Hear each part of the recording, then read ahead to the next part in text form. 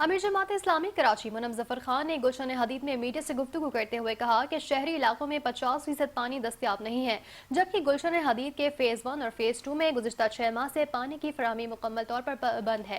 उन्होंने कहा कि गुलशन हदीद को कभी कराची का इस्लामाबाद कहा जाता था, मगर बद इंतजामी के बायस आज ये इलाका बुनियादी सहूलियात से महरूम है। मुनम जफर का ये भी कहना था कि शहर में अक्सरियती टाउन चेयरमैन पीपल्स पार्टी के हैं, लेकिन तरक्याती मंसूबे मुकम्मल नहीं किए जा रहे, जिसकी वजह से शहरी पानी के लिए तड़प रहे हैं। उन्होंने बताया कि गुलशन हदीद में 30 इंच के पानी की लाइन बिछाई गई है और 5 मिलियन गैलन पानी का टैंक भी बनाया गया है, मगर इसके बावजूद भी आवाम को उनके हक से महरूम रखा जा रहा है।